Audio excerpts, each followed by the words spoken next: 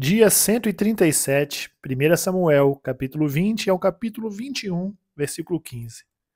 Então Davi fugiu da casa dos profetas em Ramá, foi até o lugar onde Jonatas esteve e lhe perguntou: O que foi que eu fiz? Qual é a minha culpa? E qual é o meu pecado diante de seu pai que procura tirar minha vida? Jonatas respondeu: Nada disso. Você não será morto. Meu pai não faz coisa nenhuma, nem grande, nem pequena, sem primeiro me dizer. Por que então meu pai esconderia isso de mim? Não há nada disso. Então Davi respondeu enfaticamente: Seu pai sabe muito bem que encontrei favor diante de você. Assim, ele resolveu que você não deve ficar sabendo disso para não se entristecer. Mas tão certo como vive o Senhor e como você vive, Jonatas, há apenas um passo entre mim e a morte. Jonatas disse a Davi: Farei tudo o que você quiser que eu faça. Davi disse a Jonatas: Amanhã é a festa da lua nova, em que sem falta deveria sentar-me com o rei para comer. Mas deixe que eu vá embora para me esconder no campo até a tarde do terceiro dia. Se o seu pai notar a minha ausência, diga o seguinte: Davi me pediu muito que o deixasse ir a toda pressa a Belém, sua cidade, porque lá será oferecido o sacrifício anual para toda a família. Se ele disser, está bem, então esse seu servo terá paz. Porém, se ficar com muita raiva, saiba que ele já decidiu me fazer mal. Use, pois, de misericórdia para com este seu servo, porque você me fez entrar em aliança no Senhor com você. Mas, se sou culpado, mate-me você mesmo. Por que você me levaria ao seu pai? Então Jonatas disse: Nada disso. Se eu de algum modo soubesse que o meu pai está determinado a trazer esse mal sobre você, acha que eu não avisaria você? Então Davi perguntou: Quem irá me avisar se por acaso o seu pai lhe responder asperamente? Jonatas respondeu: Venha, vamos ao campo. E eles foram. Jonatas disse a Davi: O Senhor, Deus de Israel, seja testemunha. Amanhã ou depois de amanhã, a estas horas, sondarei meu pai. Se houver algo favorável a Davi, eu lhe mandarei dizer. Mas, se meu pai quiser fazer mal a você, que o Senhor faça com Jonatas o que bem quiser. Se eu não o avisar disso e não o deixar ir embora, para que você siga em paz. E que o Senhor esteja com você, como tem estado com o meu pai. E se eu, então, ainda viver, use para comigo da bondade do Senhor, para que eu não morra. Nem tampouco jamais afaste da minha casa a sua bondade, nem ainda quando o Senhor eliminar da face da terra todos os inimigos de Davi. Assim, Jonatas fez aliança com a casa de Davi, dizendo: Que o Senhor vingue os inimigos de Davi. Jonatas fez com que Davi jurasse de novo pelo amor que lhe tinha, porque Jonatas o amava com todo o amor da sua alma. Jonatas disse a Davi: Amanhã é a festa da lua nova. Eles vão perguntar por você, porque o seu lugar estará vazio. No terceiro dia, vá depressa ao lugar onde você se escondeu no dia do combinado e fique junto à pedra de Ezel. Atirarei 3 flechas para aquele lado, como quem atira ao alvo. Eis que mandarei o moço e lhe direi: Vá, procure as flechas. Se eu disser ao moço: Olhe, as flechas estão para cá de você, traga-as, então venha. Davi, porém, tão certo como vive o Senhor, você terá paz, e nada há que temer. Porém, se eu disser ao moço: Olhe, as flechas estão mais para lá de você, vá embora, porque o Senhor manda que você vá. Quanto àquilo de que eu e você falamos, eis que o Senhor é nossa testemunha para sempre. Então Davi se escondeu no campo. E sendo a festa da lua nova, o rei se pôs à mesa para comer. O rei sentou-se na sua cadeira, segundo o costume, no lugar junto à parede. Jonatas ficou na frente dele, e Abner sentou-se ao lado de Saul. Mas o lugar de Davi estava desocupado. Porém, naquele dia, Saul não disse nada, pois pensava: deve ter acontecido alguma coisa com ele. Ele está cerimonialmente impuro. Certamente está impuro. No dia seguinte, o segundo dia da festa da lua nova, o lugar de Davi continuava desocupado. Então Saul perguntou a Jonatas, seu filho: Por que o filho de Jessé não veio comer nem ontem nem hoje? Jonatas respondeu: Davi me pediu encarecidamente que o deixasse ir a Belém. Ele me disse: Peço que você me deixe ir, porque a nossa família tem um sacrifício na cidade, e um de meus irmãos insiste comigo para que eu vá. Portanto, se encontrei favor aos seus olhos, peço que me deixe partir para que eu veja os meus irmãos. Por isso não veio à mesa do rei. Então Saul ficou irado com Jonatas e lhe disse: Seu filho de mulher vadia e rebelde, você acha que eu não sei que você elegeu o filho de Jessé para vergonha sua e para vergonha de sua mãe? Pois enquanto o filho de Jessé viver sobre a terra, nem você estará seguro, nem seguro estará o seu reino. Por isso, mande buscá-lo agora, porque deve morrer. Então Jonatas perguntou a Saul, seu pai: Por que ele deve morrer? O que foi que ele fez? Então Saul atirou a sua lança contra Jonatas para matá-lo.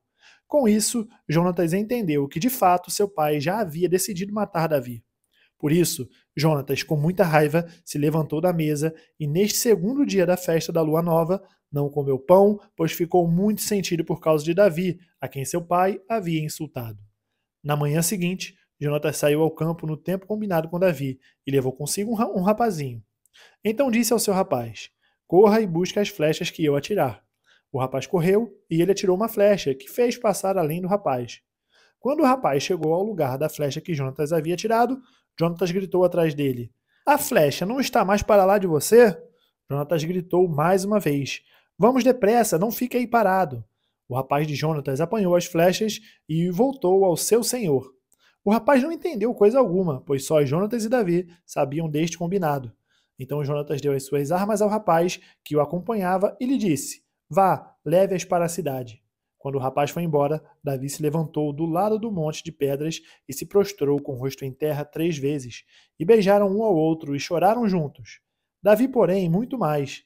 Então Jonatas disse a Davi: Vá em paz, porque ambos juramos em nome do Senhor, dizendo: O Senhor seja para sempre testemunha entre mim e você, e entre a minha descendência e a sua descendência.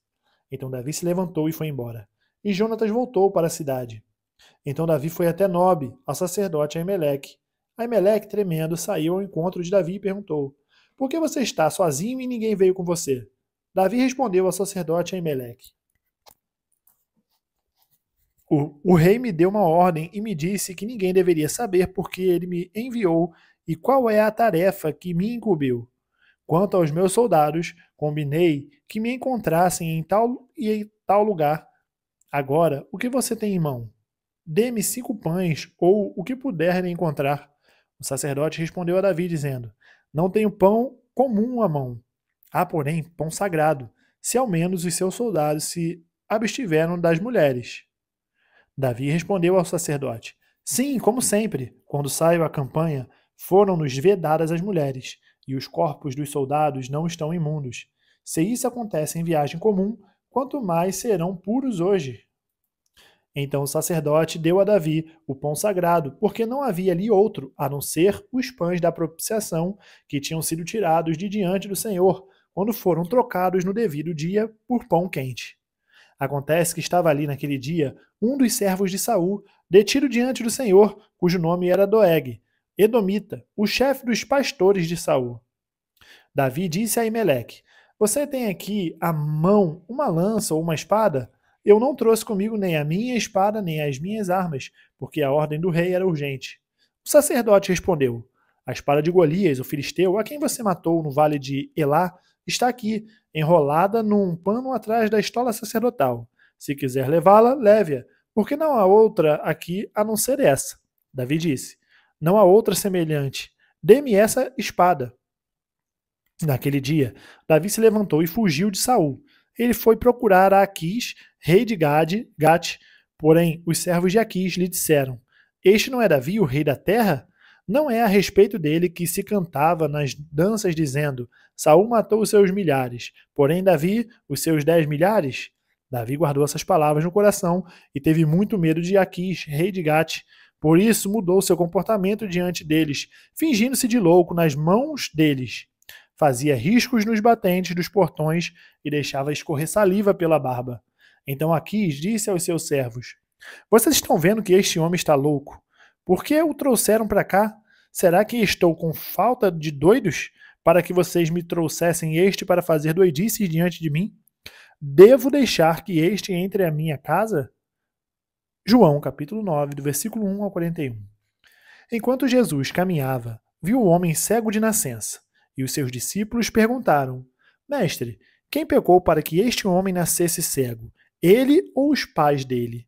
Jesus respondeu: Nem ele pecou, nem os pais deles, mas isso aconteceu para que nele se manifestem as obras de Deus. É necessário que façamos as obras daquele que me enviou enquanto é dia. A noite vem, quando ninguém pode trabalhar. Enquanto estou no mundo, sou a luz do mundo. Depois de dizer isso, Jesus cuspiu na terra, fez lama com a saliva e com a lama untou os olhos do cego. Então disse ao cego: Vá lavar-se no tanque de Siloé. Siloé quer dizer enviado. O cego foi, lavou-se e voltou vendo. Então os vizinhos e os que antes o conheciam de vista, como mendigo, perguntavam: Não é este o que ficava sentado pedindo esmolas? Uns diziam: É ele. Outros: Não, mas se parece com ele. O homem dizia: Sou eu. Então lhe perguntaram: Como foram abertos os seus olhos? Ele respondeu: Um homem chamado Jesus fez lama, passou nos meus olhos e disse: Vá ao tanque de Siloé e lave-se. Então fui, lavei-me, estou vendo. Eles perguntaram: Onde está ele? Respondeu: Não sei. Levaram aos fariseus aquele que antes era cego. E era sábado, o dia em que Jesus fez esta lama e lhe abriu os olhos. Então os fariseus lhe perguntaram outra vez como podia ver. Ele respondeu: Ele pôs lama sobre os meus olhos. Lavei-me e estou vendo. Por isso, alguns dos fariseus diziam: Este homem não é de Deus, porque não guarda o sábado. Mas outros diziam: Como pode um homem pecador fazer sinais como estes? E houve divisão entre eles. De novo perguntaram ao cego: O que você diz a respeito dele, uma vez que lhe abriu os olhos? Ele respondeu: É um profeta. Os judeus não acreditaram que ele tinha sido cego e que agora podia ver, enquanto não chamaram os pais dele. E lhes perguntaram: É este o filho de vocês que vocês dizem que nasceu cego? Como é que agora ele está vendo? Então os pais responderam: Sabemos que este é nosso filho e que nasceu cego, mas não sabemos como agora está vendo. E também não sabemos quem lhe abriu os olhos. Perguntem a ele, pois já tem idade e poderá falar por si mesmo. Os pais deles disseram isso porque estavam com medo dos judeus, pois estes já tinham combinado que se alguém confessasse que Jesus era o Cristo, seria expulso da sinagoga. Foi por isso que os pais dele disseram: Ele já tem idade e poderá falar por si mesmo. Então chamaram pela segunda vez um homem que tinha sido cego e lhe disseram: Diga a verdade diante de Deus. Nós sabemos que esse homem é pecador. Ele respondeu: Se é pecador, não sei. Uma coisa sei: eu era cego e agora vejo. Perguntaram-lhe outra vez: O que ele fez a você? Como lhe abriu os olhos? Ele respondeu: Já lhes disse, mas vocês não ouviram. Por que querem ouvir outra vez? Por acaso vocês também querem se tornar discípulos dele?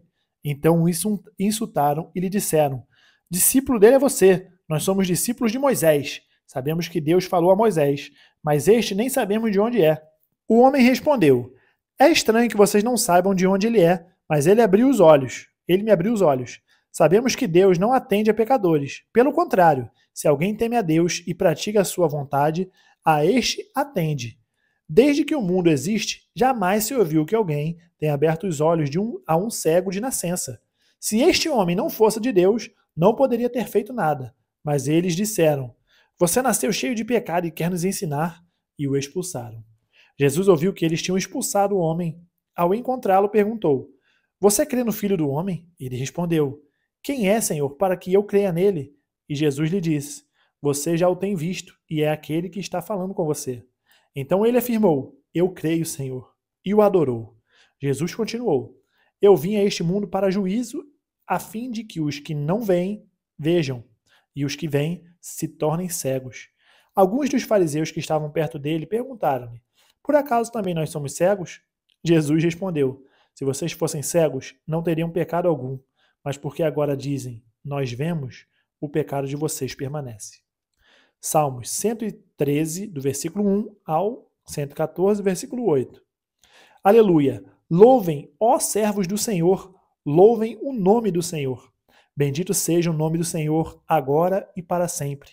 Do nascimento do sol até o momento em que se põe, louvado seja o nome do Senhor.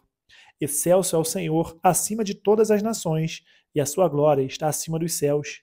Quem é semelhante ao Senhor nosso Deus, cujo trono está nas alturas, que se inclina para ver o que se passa no céu e sobre a terra? Ele levanta o pobre do pó e tira o necessitado do monte de lixo, para o fazer sentar ao lado dos príncipes, sim, com os príncipes do seu povo. O Senhor faz com que a mulher estéril viva em família e seja alegre mãe de filhos. Aleluia. Quando Israel saiu do Egito e a casa de Jacó, do meio de um povo de língua estranha, Judá se tornou o santuário do Senhor, e Israel o seu domínio. O mar viu isso e fugiu, o Jordão recuou, os montes saltaram como carneiros e as colinas como cordeiros do rebanho. O que lhe aconteceu, ó mar, para que você fugisse assim? E você, Jordão, por que recuou? Montes, por que estão saltando como carneiros?